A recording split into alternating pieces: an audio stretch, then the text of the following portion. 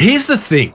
You are standing on a mountain of knowledge about something, and there's never been a better time to turn that knowledge into an online course and make $1 million. Today's guest did just that. It's a Get Rich Quicker Than You Think, episode 561 of the 12-year-old award-winning Small Business Big Marketing podcast. Well, I said, welcome to a small business marketing show where successful small business owners share their souls to take your marketing straight to the lead. Now, here's your host, Mr. Tim Reid. And welcome back to your weekly dose of online marketing education. I'm your host, Tim Reid, and I have an insatiable curiosity for uncovering marketing strategies and ideas that help businesses just like yours to grow. You, so much more importantly, are a motivated business owner and you're ready to crank out some great marketing to build that beautiful business of yours into the empire it absolutely deserves to be. And that's exactly why this podcast exists. So, as per usual, team, there's marketing GOLD dripping from the ceiling over here at Small Business Big Marketing's HQ. So let's get stuck right in. A quick thank you to everyone who has joined the Small Business Big Marketing tribe on Facebook this week. It's great to have you. It's now 1,600 strong, 1,600 motivated business owners. We talk to each other each day. We share ideas. We ask questions. We hold each other accountable. If you want to join, all you need to do is go to Facebook and look for Small Business Big Marketing Tribe. Answer 3 incredibly tough questions. I'll approve you and I'll see you on the inside. Now, today's guest, Tina Tower. She first appeared on this show over 400 episodes ago. Back then, she was the founder of an early childhood franchise that had 35 centres and 120 staff. And in fact, Tina was the youngest Australian female ever to start a franchise business.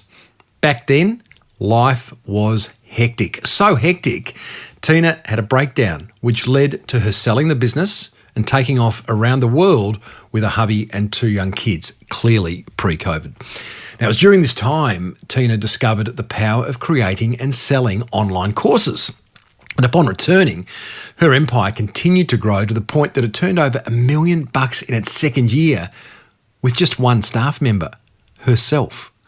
Today, Tina continues to run the business from her coastal home with just 2 staff, and it makes more money and has a greater impact than she ever did running a franchise company. In fact, Tina's already helped hundreds of people, just like you and I, package up their expertise into an online course and launch it to the world.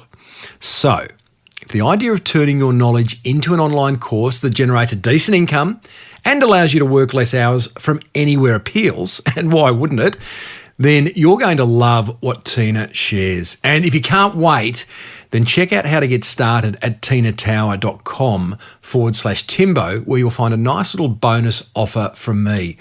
One last point.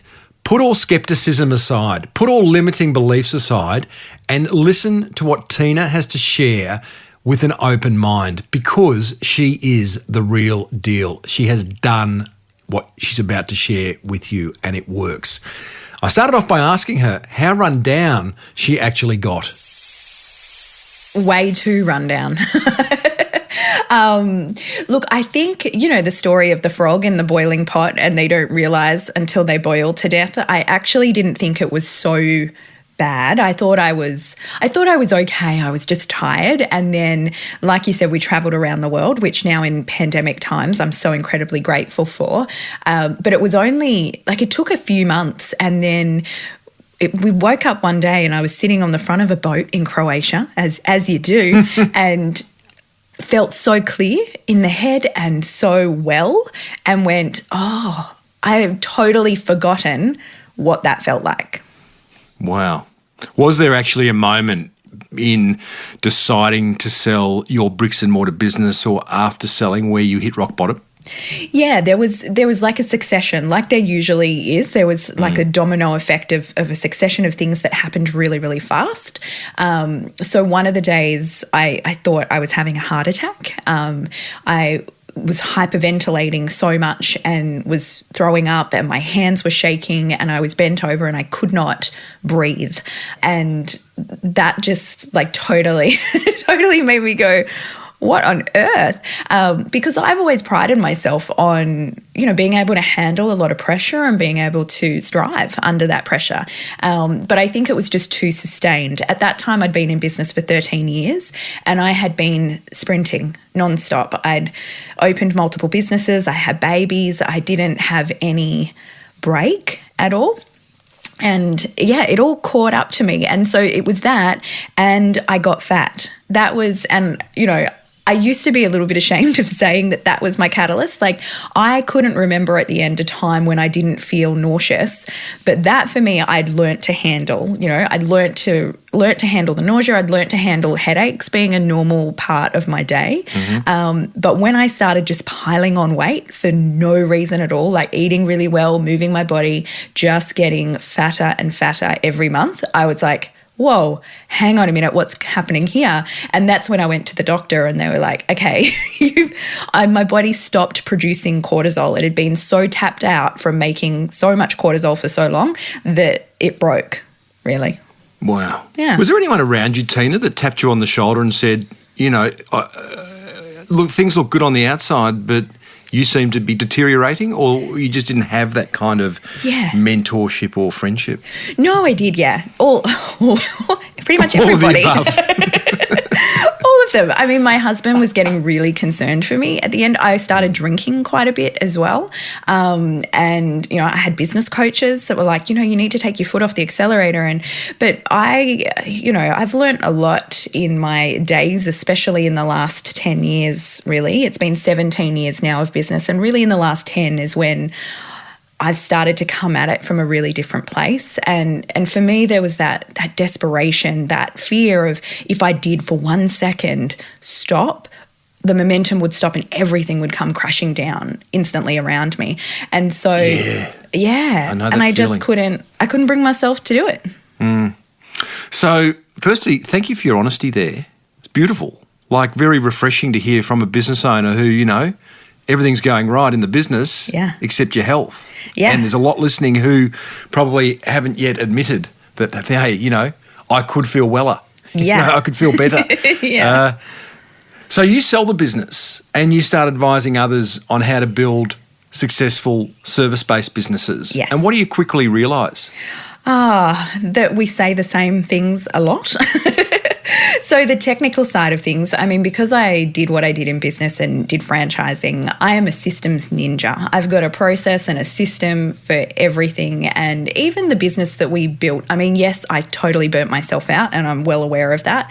But we built $5 million a year company with 3 staff. Like, it's just incredible. And a lot of that was because of systems and automation. So I had a lot of other people asking me, how can they implement that into their own businesses? So I started doing private coaching, but kept repeating the same stuff over and over and over again. And so that's where I first thought, we could do some sort of online program so that all of the similar stuff is there, because people are paying a lot of money for private coaching. And then when they've got their one-on-one, it can be really specific just for them. And that's how I kind of accidentally tripped and fell into the online course world. Had you been a buyer of online courses previously? What was your view on them? Yes, I had. So I have been, I think I bought Brendan Burchard's and Anthony Robbins courses way back in the day, when no one was doing them. And just I love learning. I'm a primary teacher by heart. I, love education, and I put all of my success down to investing a lot in my education throughout the years in coaches and programs and conferences and all of those sorts of wonderful things. So I had used them. I just didn't, because I came from the school of thought of traditional business and, the harder I work, the luckier I get. And while they sleep, I work, and all of that sort of thing. I kind of saw a lot of the industry and went, bullshit. Yeah. Well, and many do. Yes. Anyway, I quickly realised that I was an idiot. Yeah. What was the bullshit meter in your mind saying? That there's a whole lot of people selling courses to their own benefit to get rich, but in actual fact, the people buying the courses are the ones not getting rich? Was that kind of what the self-talk was around it? Well, no. I didn't think that because I was a student of a lot of courses and got a lot of value out of it. For me, it was really the scalability I didn't quite believe. What do you mean by that? You know, I'd hear people talking about like the less I work, the more I make. And I'd go, yeah, okay. No. But it is kind of true once you get into it. But there's a lot that I've learnt about the online world that not a lot of people tell you and give, a lot of people can feel like it's accessible to absolutely everybody, but it's not. Just want to touch on that less I work, the more I make.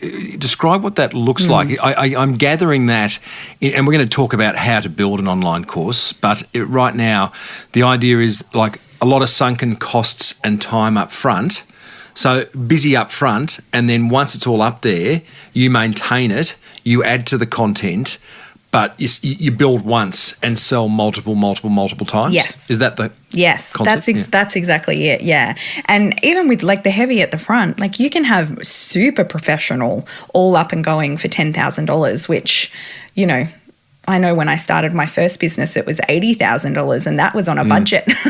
So it's incredible. It is incredible. But what does $10,000, and again, we're going to go into some detail shortly, but again, what does $10,000 get you in building an online business? Yeah, so that's like the top end sort of way of doing it. That's a really professional website, having everything professionally recorded, all of your equipment, your branding done, all of that.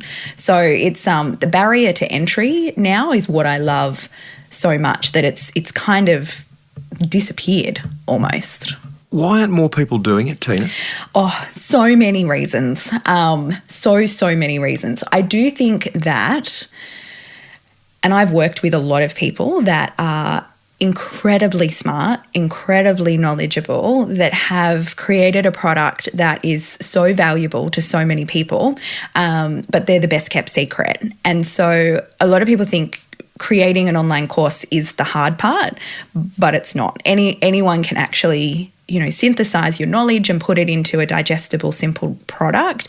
The hard part, especially for traditional business owners, if you're going from business into online learning, is you become the product.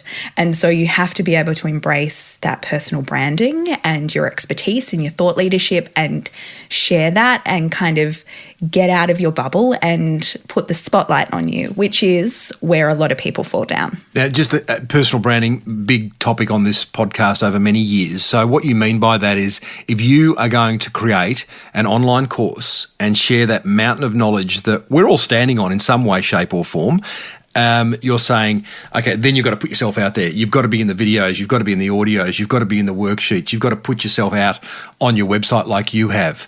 Is that what you mean? There's no more hiding behind it. This is your time to shine? Yeah, and you're exactly that line that you just said, hiding behind. That's the hard part, is a lot of people have built businesses and been able to kind of hide behind their brand in a way, but you step into the front there. And so, you talk all about marketing, and it's never truer, I think, in online products, is those who market well win. The internet is a very busy place, so you have to be able to stand out and to connect and offer great value to your customers if you want to get traction with it. I think the reality is we all know people buy from people. Yes. And the internet is a busy place, and every industry and every category is flooded. And, there is this product and service parity where everything's the same. So your point of difference is you. And people are buying from you. I'm grateful for anyone listening to this podcast because there's a lot of business marketing podcasts out there. For whatever reason, they're buying into me and the way I present. And anyone looking to do an online course, you kind of got to accept that people are going to be buying into you.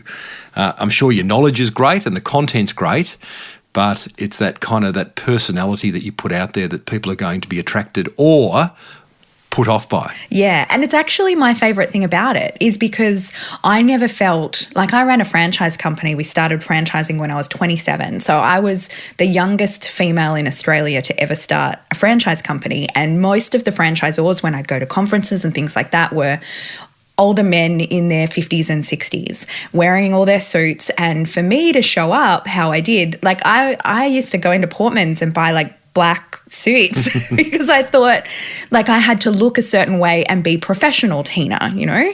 Whereas what is so beautiful about the online space is once you actually embrace who you are and just kind of come as you are, one, it makes everything so much easier because you can do interviews like this, you can do videos, you can do whatever it is just as you are. It doesn't have to be a big production. But also you've got that attract or polarize. So some people will, you know, I've had people say to me, "You're too happy. It's really annoying." I go, okay. And that's totally fine because if they want someone that's a grouchy pants, then they can go get someone who's a grouchy pants. Like there's enough of the market that you can actually, by being yourself, you'll attract your perfect customer and it's a more joyful life because you're getting to be true to who you really are. Is a certain personality type more successful in creating a successful online course? Is it the extrovert here that wins, or could anyone do it? Do you know what? So this has been one of my most interesting learnings. So I'm an introverted extrovert. So I can perform and I quite enjoy performing and speaking and doing like I love live launches and all of that sort. But I'm a homebody and as introverted as they come really. And most of my successful clients are introverts. Really? It's been so interesting because what I find is extroverts, it's actually hard to exist. It's quite a lonely world. Most of the time, you're in front of your webcam and your mic. That's what you're doing. There's nobody else around. There's nobody giving you that instant feedback. It's very self-driven. It's what you're doing when no one's watching. And so I find for introverts, they can do that. They can show up, they perform, and then they switch it off and they're back to their beautiful hermit introverted life. But for extroverts, I find it's actually a little bit harder because they're not getting that in-person energy exchange. Yeah. Feedback. Yeah. Okay, so that makes sense for, I guess, the majority of the time that you are running a successful online course. But the pointy end of creating a successful online course is the videos, is the audios, are the photos that you need taken in order to build your personal brand, put on your website, is to be out there on social media. How's that working for the introverts? So we call it the performance. And if you think, so have you seen that Beyonce documentary? No. Okay, so the premise is she's amazing, like all bow down. But one thing that I loved about what she said was she found it really hard to perform when she was getting started and all of the judgment that would come. And so that's how she created her alter ego of Sasha Fierce. So when she steps onto stage, it's not Beyonce, the sister and the mum and the partner, it's Sasha Fierce. She owns that, she shakes her booty, she does all the things, and then she steps off that stage and she's back. So she chooses which parts of herself to show to the public. And I found that is actually a really beautiful way to do it. It's not pretending to be someone else, but it's saying, these are the parts of myself that I will illuminate for this time, and I can step into that and let it shine so that I can get my message across. I love that. I've not heard of Sasha Fierce, her alter ego. I'm going to watch that documentary. Yeah, that's a great so way good. It's all about mindset, right? And I've often spoken, when I talk about branding, the idea of, every business or every personal brand, you got to identify like 3 or 4 personality traits that you would love people to use when describing you, and you amp up each of those traits depending on the circumstances. You might be on stage, so you amp up, your extrovert, or you might be, doing the accounts, so you amp up, the librarian in you, or whatever it may be, the accountant. Hello to all you librarians, you know what I mean. Yeah. So I love that. Thank you for sharing that. So Tina, you get to a point where you've gone, okay, I'm repeating a whole lot of information. I'm going to put all this online, and I'm going to create a course and I'm going to sell it. I'm guessing at that point, that's the first time you've embarked on such a project, and you bumbled your way through, I guess, got a website built, used some software, and you're out there. Describe the period from having the idea then to making a profit of, say, I don't know, $5,000 a month? Oh, like the first month? Really? Yeah. Yeah, so that was with my business coaching program. So I ran that for about 9 months before I did my first self-paced, total self-driven course. So I launched that. It took me did it take me? About 8 days to film it. And then I did a 7-day launch. So that was my first ever, like, open the doors, it's here for a limited time, close the doors, sort of full on proper launch. And in that, I made $11,000. So not a lot, but that was the moment for me that I was like, hooked. Oh my gosh. It was proof. This is going to be $1 million business. I'm hooked. Like, it was just amazing and also really weird to like close the doors to that. And then I had all these people taking my course and I wasn't serving them. So as someone who had been exchanging time for money for a very, very long time, it was a lot of mind, I won't swear, you know, a lot of mind bending. You can swear. Mind fuckery it was in going. Yeah, I thought that's where you were going. Yeah, in going, hang on, this doesn't make sense with the world as I know it. And I had a period after I did it that I felt very guilty, that I was like, hang on, I've taken people's money, but I'm not giving anything to them in return. Even though they were accessing all of that, I wasn't giving me to them. And so it took me a while to really get comfortable with, instead of trading that time for money, I was now trading like tools and value for money. It wasn't actually dependent on my time. It's just the leverageability and the scalability of it, it blows my mind. Well, it's sort of infinite, isn't it? Yeah, it depends on how you run it. So for short courses, so I've got short courses and I've got a mastermind membership, and that is not infinite because, well, I mean, I guess we could keep scaling, keep adding team members and that sort of thing, but they're very accessible to me. So I'm capped at how many people I can actually serve properly in that. But traditional online courses and our evergreen courses that we have available all the time, there's no cap on that. People, you know, we could make millions and millions and millions, which a lot of people do, and it wouldn't change what we have to do from a business structure. Mm-hmm. Just with your courses, so because shortly we're going to go through, you know, what is a $1 million micro business and actually how do you build one. So stay tuned, everyone, for listening. But I'm really keen to sort of establish where you came from and how you got to be doing what you're doing. So right now, if we go to your website, there's going to be offers of one-on-one coaching. There is offers of memberships. You can buy a course, an 8-week course where you just watch a bunch of videos, do a bunch of worksheets. There's no interaction with you, or there's the option where, you know, you have access to you and you build the whole business for someone. Correct? Is that the sort of the four options? That's where the money's. Yeah. So taking that a bit further, where is the money in these businesses? So I've just talked about people buying courses from you. What percentage of that is your turnover versus, I'm guessing, affiliate sales? Because you're a big proponent of Kajabi, which is the platform on which you can build an online course, and I'm sure you promote other things. So, what percentage affiliate? What percentage just pure sales of courses? Yeah, so we only get about 2% of our revenue a year is from affiliate links. Wow! So not a lot, but it's because we earn so much money in the other things. Mm-hmm. So short courses equate for about 30%, and then the rest. I love how you just go, because we earn so much money from all the other things, and just burst out into laughter. Isn't it beautiful? Yeah. And no guilt attached to that at all. No. Well, I mean, so for me, I see the results, and that's all I care about. Is I am literally giving people tools so that they can get results. And I can't, you know, I wish I could go to everyone's house that buys it every morning and get them out of bed and say, come on, do the thing. But I can't go that far. But the people that do it, the results that they get, like, I know how valuable it is. So for a $1,500 course, the average that people get back after they do that is anywhere from $20,000 to $50,000. And so I go, like, that's just, I don't feel guilty about that. I feel fabulous about that. Yeah, totally. Why wouldn't you? How do you track success? I'm guessing people actually go before you answer that. People who have success, who buy your courses and have success, is there something that connects them all besides the fact that they're willing to take action and implement? Because many people buy online courses and think, oh, that felt good, I'll just put it on the shelf now. But what connects the successful ones? Yeah, well, that you're totally on it with that. So Kajabi is the software I use, and they put out the statistic that only 3% of people that purchase an online course complete. Wow. Like, Yeah.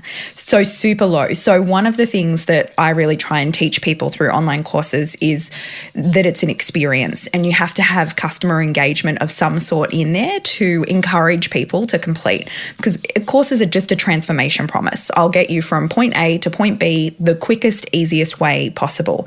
But if you can't get people to point B and they're not getting those results, you're dead in the water. So a part of the struggle is getting the people that purchase to actually complete it. And the way that you usually do that is don't charge too little. So that's a big mistake that a lot of people use, is they make it too cheap and then people just forget about it and go, meh, I can't be bothered. So charging something that, and this is the hard part, is, people coming from traditional business with products, you buy something for $2, you sell it for $4. It's a very simple equation, whereas sometimes it can feel funny going, so like my short course is $1,500, but it costs us no extra to deliver that. Like we send out a card. So this cost is about $10 to be able to service that client.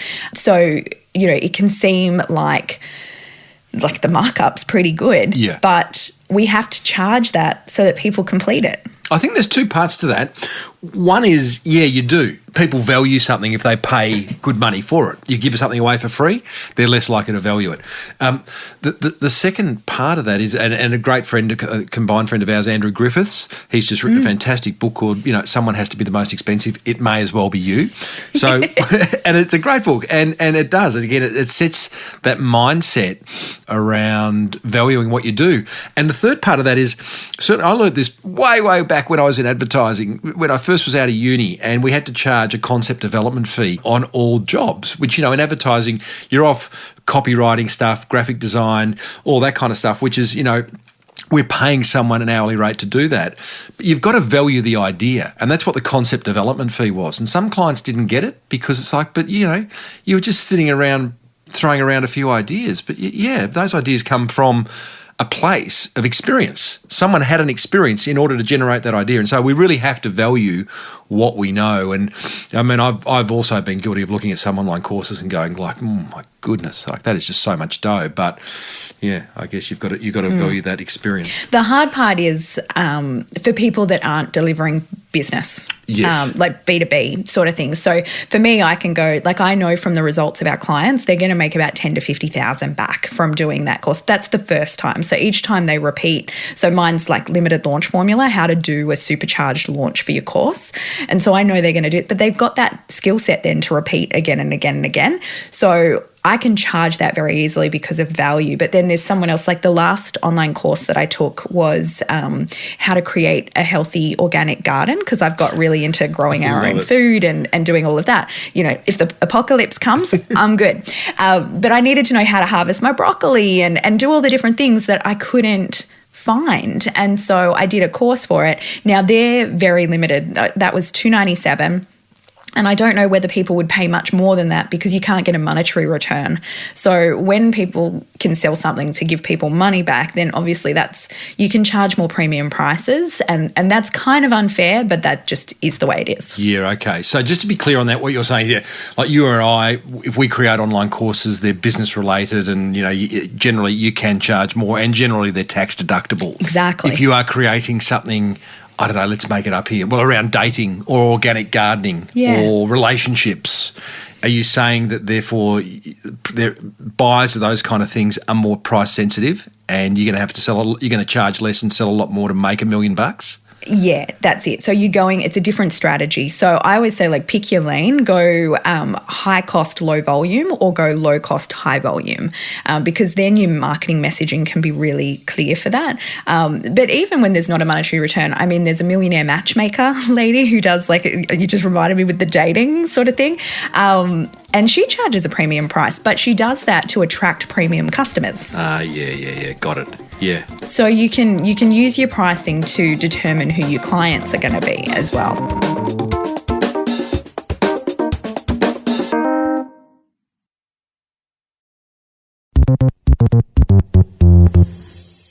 Tina, what do you say to people listening to this? And generally, although I know I have a lot of cubicle escapees listening to this show, those trapped in the cubicle, working for the man or woman, dying to get out and start their own business. So here's your opportunity.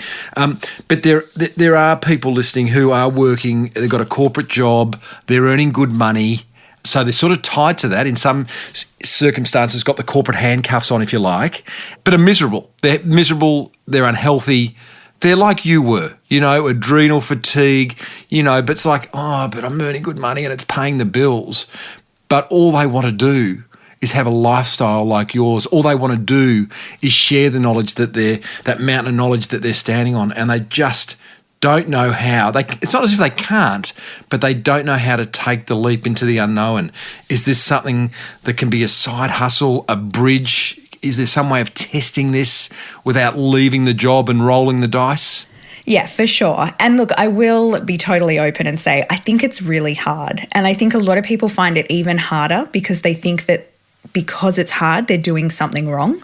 What's really hard? Getting started and leaving that safety of the job. Making the decision. Not building the course, making the decision is hard. Is that what you're saying? Yeah. I mean, I've got friends that, are on $200,000, $300,000 a year salaries and they hate it, exactly as you said, but that is such a risk to leave that. And people say to me all the time, gosh, that must have been hard starting business so young. It was so easy because I was going from zero. I was already broke.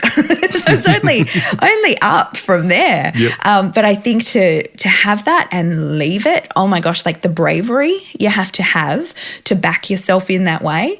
And the weird thing is when you're getting started, if you're coming from a point of desperation, the energy is off and it just doesn't work as well. So from a mindset point of view, it's a challenge. But in saying that, if you can do it the safe way and do it in the evenings, it doesn't take much to get going. So you can test and measure things on the side and not kind of cut off that safety net until you reach a certain point. So, you might say, well, when I hit the first 100,000, then I'm going to hand in that resignation, have my Jerry Maguire moment, out I go, and do all of that sort of thing. But it's not going to be easy for that first 12 months. And one of my favorite Oprah quotes is, do what you have to do until you can do what you want to do. And you'll see all these people talking about, that they only work 20 hours a week and that they live these great lifestyles and you don't have to no one does that at the beginning. If they're talking about that at the beginning, like they're lying.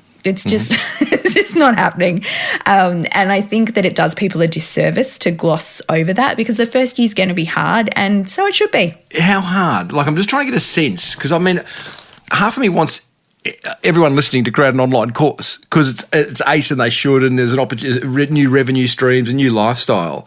But I don't want to sell a dream that is a nightmare. So how hard? What's hard? On a scale of 1 to 10, is year one burning the midnight oil, working more than you've ever worked inside of corporate, what's it look like? No. I mean, I am biased because I think after running a franchise company, anything's a piece of piss. It makes anything easy. But no, you definitely will not be burning the midnight oil in it. I think the hard part is not creating the course, but after you've created the course and then you're sitting there at night going, what do I do now? Where to from here?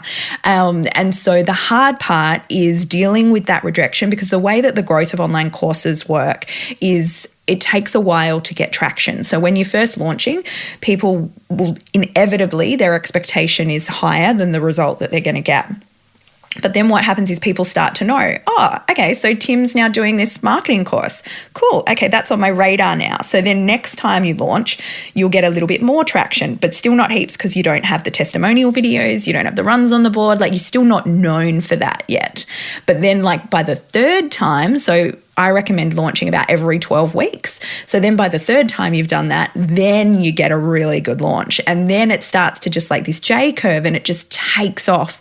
But the hard part is you've got to show up for your audience that whole 9 months. So you've got to deliver through podcast interviews, through webinars, through masterclasses, through social media, through being there and showing people, hey, I'm here in this space. I know what I'm talking about. Let me help you. Let me serve you. And the hard part is at 6 months when you're not yet making heaps of money, showing up with that same level of enthusiasm and love and care for your customer that you did on day one. What do you mean you have to launch every 12 weeks? After you've launched, haven't you launched? Good question. So I'm a fan of live launching. So live launching meaning open the doors for 7 days and then close them, and then don't let anyone buy your product for another 12 weeks. And I know how counterintuitive that sounds. Scarcity. You're playing on scarcity. You are. And this was one thing that at the beginning of my online course journey, I was like, really? Like, does that work? Yes. Hell yes, it does. So you will get, by opening the doors every 12 weeks, and you'd only do that for the first year. And then after the first year, kind of drop it to 3 launches a year and then 2 launches a year. And a lot of people that have been going for, 3+ years just do 1 launch a year. I don't know if I'll ever go there. I do 2 launches a year and I love it. But every 12 weeks, you're kind of opening the doors and then you're saying at this point closing, because what it allows you to do as well is market really intensely. So you've been providing nothing but value and service for kind of that 10 weeks. And then the week before launch and the week of launch, you're like everywhere doing everything, literally saying, now is time to buy my stuff. But then they're running out at that time. So because you've given all that value, people will forgive you for doing such intense marketing. And especially for people, if they've got it as a side hustle because they've got a corporate job or another business, it works in really nicely because you can kind of do 2 weeks intense marketing and then the show's over. Nice. Yeah. Nice. I like that. I want to get into a step-by-step approach to starting $1 million micro business, Tina. Before we do, just give us examples. Give me 3 examples, not in great detail, of successful $1 million micro businesses. There's yours. You're teaching how to create $1 million micro businesses. Another couple of examples outside of business. Outside of business, okay, I was thinking the 2 people I've got success stories in $1 million micro business. One teaches how to use Instagram, but for business, and the other is on money mindset. So that's not business related. I'm sure she has a lot of business owners in there, but a lot of it is, a lot of her clients are just women from all walks of life. And she teaches Money Bootcamp is her course, Denise Duffield Thomas. And if I were to look at any of these, so I buy access, I get my password, I log in, is like left-hand side, like chapters of a book. I click on any one chapter. On the right-hand side of my screen, I'm then confronted with videos, audios, worksheets, infographics. Is that kind of how it works? Yeah, well, it depends on the offer. So you can, there's not many rules. So you can deliver however you like. So some people will do exactly as you said, like this is a 6-week course and you start here and then each week another lesson is dripped to you. So you're going through that. So one of my clients runs my financial adulting plan, which is financial planning for millennial women. And so one week she'll talk about shares. The next week she'll talk about investing in property. And so she drips that content because if she gave it to everybody up front, it would be overwhelming. Whereas for my short course, I give all of my information up front. So people log in and the whole 8 weeks is there. And the reason I do that is for business owners, if I dripped it, they'd get mad at me because a lot of business owners kind of buy it. They won't touch it for 2 or 3 weeks because they've got life going on. And then they'll have a free weekend and they'll just binge the whole thing and do it. So you've got to look at your market to how to kind of deliver that. And then it's whether or not there's any live components. So as I said, one of the reasons that you can get your course completion rate up is making it more experiential than just a self-paced course. So for that, I love to have live components, whether that be while people are going through the course, having a live weekly Q&A session or some hot seats or a masterclass or something that you can actually show up, connect with people and get them to show up. It just allows them to have more of a connection with you, which will then encourage them to complete the course. So it's a little bit different and it depends on price point, and also depends on, I know some people love lives, like I love doing lives, other people hate it. Let's get into the let's get into the nitty gritty of it. One thing I want to be clear on, $1 million micro business. Does that mean, what is that? Is that a business that is generating $1 million a year? Yes. Is it a business that it is? Yes. And the reason, I came up with $1 Million Micro Business because I'm from such a traditional business background, and micro business was always like the size of business, micro business, small business, medium business, large business, always defined by both revenue and team size. And so for me, it blew my mind going, because I hit over $1 million a year by myself, no team. And now we have, 3 people on our team. So it doesn't necessarily depend on the amount of bums on seats. like it used to. So $1 million micro business is, yes, a business with less than 5 staff turning over more than $1 million a year. What kind of margin? Well, it depends on whether you run live events or not. So usually, I mean, I know in old business, it used to be, 10 to 20% profit margin was doing very well. Very well. Very well. Very healthy business. We sit at about 40%. And then as it hits over $1 million, that percentage of profit margin grows significantly. So at $1 million, 60% of that $1 million is expenses. Yeah, that's for me because I run conferences. Oh, you run conferences and live events. Yeah, okay. Yes. Could you get to $1 million without doing the live stuff and traveling around? Because COVID is going to make a bit of a rain on that parade. I know, right? Yes, very easily. Yeah. I also give 10% away to charity. So that's why mine kind of sits there as well. I spend a lot of money. Good idea. And usually in non-pandemic times, 10 to 15% of my revenue is travel too, because I travel like a maniac. Yeah, okay. Step 1, Tina, process for deciding what to create a course on. I think you and I both agree that everyone out there is standing on a mountain of knowledge about something. There'd be a lot of people there listening right now going, oh, I don't know. I know a little bit about a couple of things, but I don't know a lot about any one thing. I guess that's their decision, and maybe there's a limiting belief around that. What do you say to that? And then what is the process for deciding what to create a course on that's going to sell? Yeah.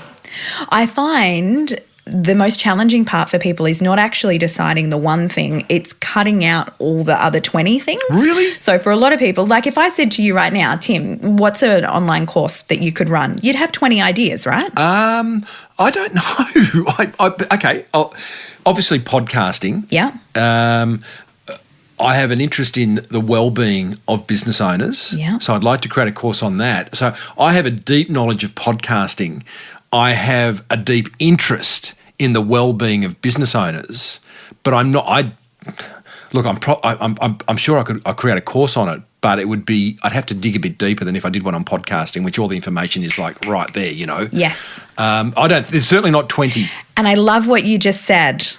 So that is the key. What you just said is, even though you've got a deep interest in the other thing, do the thing that's the easiest, that people already know you for and that people are asking you about. And so that's the easiest way to kind of identify what you should go for, is to go, what are people already asking you about? Like if you pay attention to people going, hey, can I pick your brain about this? Or can you tell me how I can do this? Everyone has that thing that will come up again and again. And you've got to both enjoy it as well. So if you were saying, you know what, I could teach people podcasting standing on my ear, but oh my gosh, if I have to talk about podcasting one more time, I'll die, then that is not the right thing, because you do have to talk about it all the time, like again and again and again and again. So you do have to be naturally passionate about it, and then it has to be something that people are willing to pay for as well. So some things, will be a great skill set, but people aren't necessarily willing to fork over money for it. So once you can kind of get all those things in line, that's the thing to start with. And the easiest place to start is with something really simple. So Tim, your program wouldn't be podcasting, like how to run a great podcast. It might be how to start a podcast, or how to get your first 1,000 downloads, or how to take your podcast to 1 million downloads, or like really specific. And that always, like the scarcity thing, it's something that people will look at and go, really? Aren't I better to throw the net wide and get everyone? But the more niche and specific you are, the clearer the messaging, and the more you will attract that client so much easier. Because like I said before, the internet's such a loud, busy place that you want to be the perfect solution for someone for something. So don't go too wide. If you go that really niche, you'll get far more traction far more easily. Well, it makes it easy. Niches make it easy for people to buy. It makes it easy for the language that you use in your marketing materials. I mean, we've spoken about niches a lot on this show, and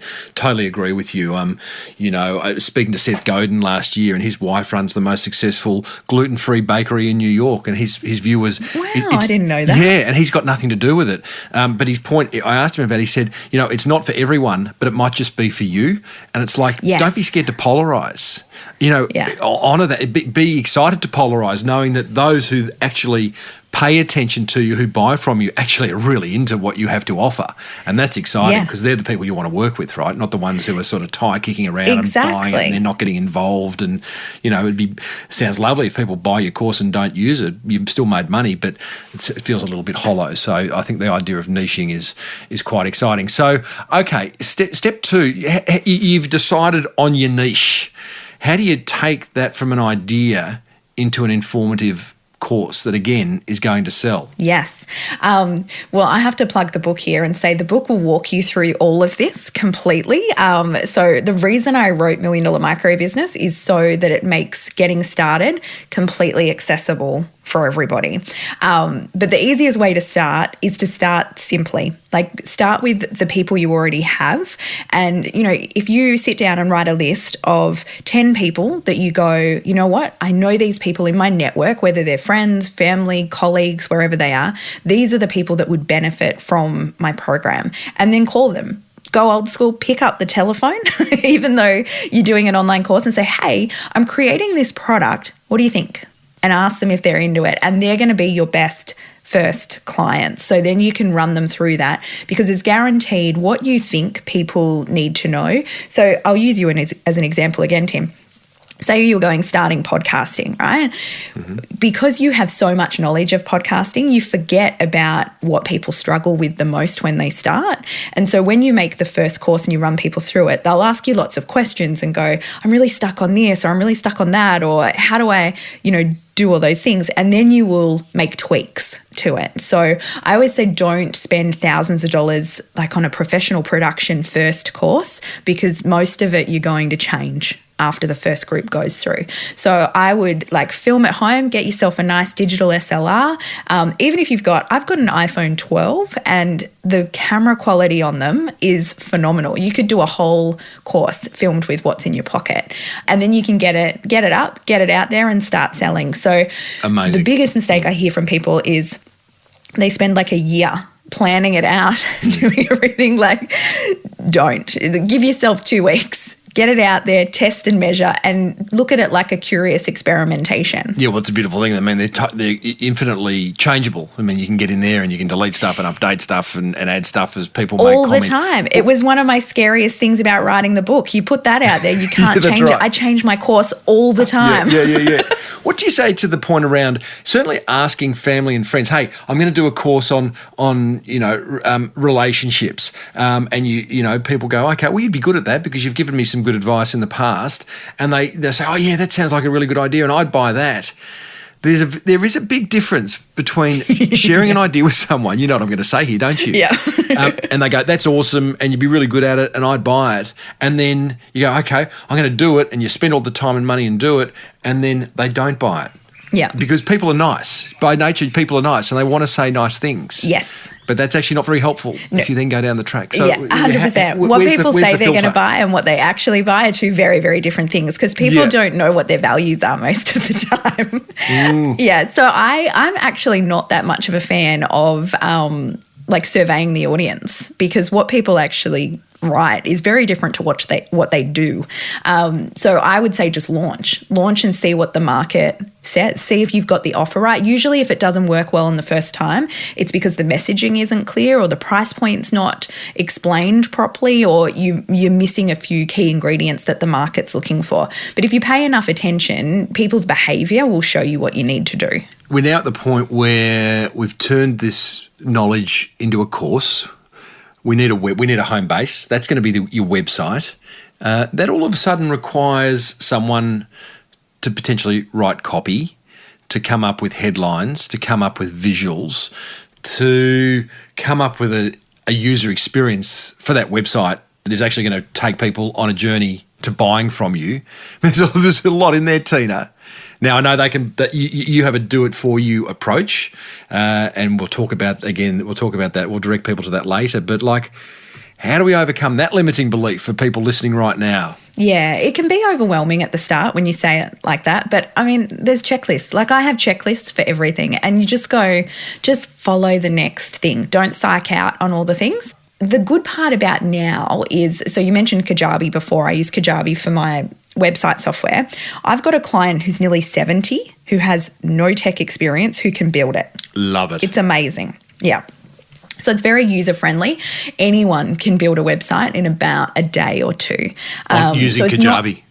Using Kajabi, yeah. It's not like so it just used to be clear, again, because that's tech talk and we avoid tech talk on the show, but a platform like Kajabi, and there are other platforms, basically is a content management system for your website, but it has inbuilt integration into payment systems. Yeah. And do you want to just keep explaining just a little bit more so that people get a sense of, something like that exists and I just have to... it has your whole complete thing. So say you go, okay, I want to make a homepage. It's got your template there and you just switch out what they've got for your pictures, your headings, your different things in there.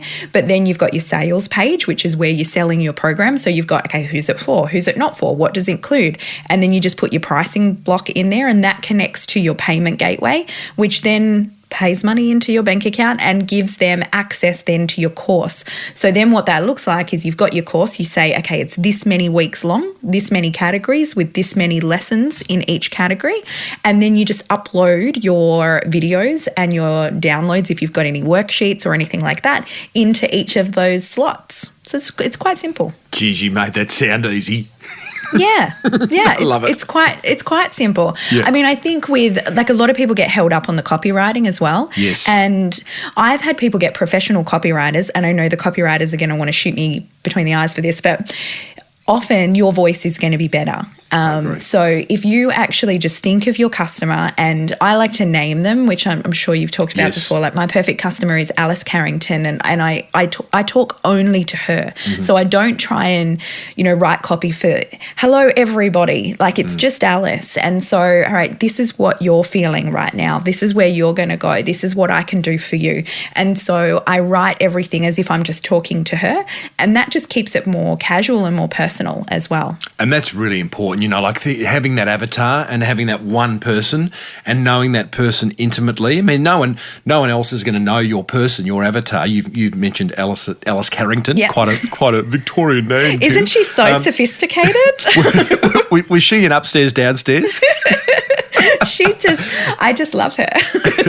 So, but importantly, around Alice or whoever the avatar is that you're creating for your online course, you want to know, not just demographic information, but you want to know what keeps them up at night and what does success look like for them? What brands do they love? What, those kind of questions that give you a greater sense of how they think and what they think about. And then you can start creating solutions that will make their life easier. Yeah. Yeah. And that's the thing, because demographics are kind of out the window. I mean, I've got customers all through Australia, the US, Canada, South America. I've got one in Bermuda, like just so random. What's the 70-year-old creating a course on?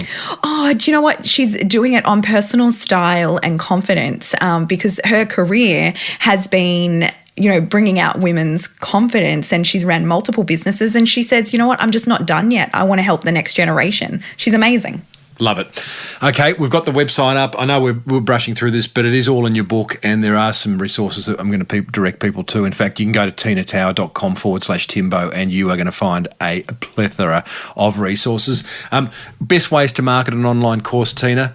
Listen to the Small Business Big Marketing podcast, number 1, and there'll be 560 episodes of ideas there. But, in your experience, what are the best ways of getting a message out there? Yeah, so my advice is a bit different to most people that teach online course marketing. So I got to my first 7 figures with no Facebook advertising, which is very, very rare. I'm more into content marketing than advertising because I think it's hard to get it right in the early days.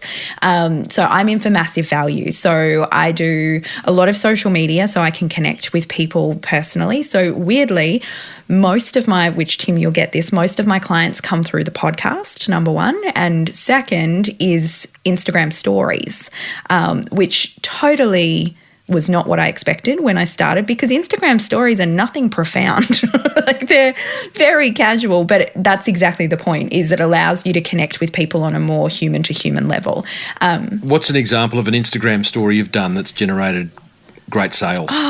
So for me, I show up on Instagram stories every day and I talk about what I'm doing that day. And so people will ask me questions all the time about the different things that I'm doing. Like say I show a camera, what's that camera that you're using? Or a mic, what sort of mic are you using? And I'll reply to that. So then when I go to sell, when I'm having my launch weeks and I sell through Instagram stories, I've got like the question stickers and people will say, ask me a question about the program and then I can send a voice memo and then we jump on Zoom, have a chat and then they buy the program. So the door's already open to that dialogue. Just understanding that. So you put the Instagram story out, they're asking questions, you develop a to and fro conversation. Is there a point there where you say, hey, listen, individual person, let's grab a quick Zoom? Yes. And you do a one-on-one with them, do you? And that's where the conversion happens? Yes. Do you do that all the time? That sounds incredibly time-consuming. No, so I do that for my mastermind. So that's a high-ticket program. So my mastermind's $1,000 a month. So it's worth so they're already a client. Jumping on. No, that's for new people. So in my open, we have a Zoom call with every single person that joins. Yeah. Got it. But for short courses, so say someone's asking me about launching, I'd say just get limited launch formula. Here's the link, and I'll send them straight to the sales page. Got it. They're the steps. I know, again, we've done the sort of macro view of those, and you'll pick it much more up in Tina's book, in Tina's podcast, which is called, Tina? Her Empire Builder. Nice. Yeah. Nice. What are you most excited about in all this new business that you've created? You've sold a bricks and mortar business. You made a lot of dough from that, but it nearly killed you. And now you've created something. You've found something where you can create just as much value, make just as much money, have an incredible lifestyle. What excites you most about this new way of life? Yeah. Incredibly wealthy women excite me. So there's still a lot more men than women at the top. And from what I've seen from the women that become very wealthy, they spend money traditionally very differently. Women, when they create wealth, they put it back into their communities, they're philanthropic, they do a lot of great things with it. And every week I see women being able to push out of their comfort zones to get closer towards this life that they've always imagined that they could live but didn't really know it was possible for them. And I see that every single day, and it gets me very, very excited because, I felt like I found, like when I had the franchise, people would look at me from the outside and be like, wow, you've got 35 locations, you're 30 years old, that's so impressive. But as you know, and everyone listening knows, like I was dying on the inside. It's really hard work. I worked 12-hour days. I was just not, it wasn't conducive to a joyful life. Whereas now I get to show up, serve people, but I also have time with my husband and with my kids and get to do great things. And we sponsor girls in Africa to go to school and we get to do all of these amazing things while helping people. And so for me now, I get to help people help other people. And it's very cool. It's a great story, Tina. And it's lovely to have you back on the Small Business Big Marketing podcast and Thanks, see Timbo. an incredible, transition, progression, right. And may it continue because you're doing really good stuff. Thank you. Thanks for having me. There you go, team. Online course whiz kid Tina Tower. Do you enjoy that? Are you motivated to turn that mountain of knowledge that you are standing on, by the way, into a course and, dare I say it, a lifestyle business? I hope so. If you are, then at the very, very least, grab a copy of Tina's book. I've read it. It is fantastic. If you're really, really serious, then get her course, Idea to Launch. It's called the Idea to Launch course over at tinatower.com/Timbo. And I'll send you a free signed copy of my book, The Boomerang Effect, which will help you get possibly your first clients. Gotta love that. Here's my top 3 attention grabbers from that chat with Tina. Attention grabber number 1. I love the fact that it's possible without having to mortgage the house to create an online business that has the potential to replace your current day job much quicker than you think. Or if you're not looking to replace your day job, then to add another significant revenue stream to that beautiful business of yours. Attention grabber number 2. I love what Tina said about you becoming the product. Like I have said so many times before, personal branding is your point of difference in a crowded marketplace, which I'm sure you operate in. So here's another reminder to start building yours. Attention grabber number 3. I love the idea of having an alter ego when it comes to creating your content. So as of now, I'm going to channel Boobsy Wallace, but you don't know that. That's my alter ego, and that's just who I'm talking to. You got it? So get your alter ego working, and all of a sudden, that kind of hesitation around putting your head above the trench and creating content with your face on it, your voice on it, may be a lot easier. Boobsy Wallace, hey? That's what grabbed my attention. I'd love to know what grabbed yours. Call the Small Business Big Marketing Hotline after the show's over on 0480 015 150 and let me know. Just like past guest Michael F. Shine did. Hey there, this is Michael F. Shine, author of the Hype Handbook, published by McGraw-Hill. I just want to say how wonderful my experience was, being on Tim's podcast, not only because of the awesome conversation we had, but because of the result. I'm here in the United States. I'm out there trying to promote my new book, and I, was referred to a spot on the show. Didn't know much about it because I'm here in the U.S., did the show, had a great time, and then a day or two after I appeared on the podcast, just out of, curiosity, I checked my stats on Australia's Amazon, and the book was overnight number 5,000 of all books in Australia. And, number 5,000 might not seem like that high, but think about the millions of people living in Australia. And that went from the book barely having a presence down under to being the 5,000th most popular book out there, including J.K. Rowling, Stephen King, John Grisham, Seth Godin, the whole bunch. And it was a whole lot higher in the marketing and sales category. So I am really convinced now of the power of Tim's show and everything that Tim does, and I just want to say thank you. Oh, thank you so much, Michael. For those who didn't hear Michael's episode, it's episode 555, and he talks about how to create hype marketing. I thoroughly enjoyed that chat, and it doesn't surprise me. It's the power of podcasting, Michael. I keep talking to my wonderful listeners saying, get an interview on a podcast. It helps you articulate your message. It helps create awareness around that brand of yours, that personal brand of yours. And it's just a good thing to do. So, Michael, well done. Thank you for letting me know. And I love the fact that, you're not celebrating the fact that your book's number one in Australia. It's in the 5,000s, but that is a significant achievement. And I'm honoured to have played a small part in it. Everyone else, get on a podcast, but also give us a ring and let me know what marketing is working for you. That almost brings us to the end of episode 561. If you haven't already, grab a copy of my book, The Boomerang Effect, over at smallbusinessbigmarketing.com. It'll show you how to create helpful marketing. And I'd love to hear from you. What marketing's working? What did you think of this episode, past episodes? Give us a buzz, 0480 015 150. And if you're loving the Small Business Big Marketing podcast, you'll find another 560 more episodes on your favourite podcast app. This podcast was presented by me, Tim Reid. The music bed was written, sung and produced by Hammond organ aficionado and past guest Lockie Doley, and made to shine by producer Romy Sher. Until next time, thank you so much for tuning in. May your marketing be the absolute best marketing. Bye for now.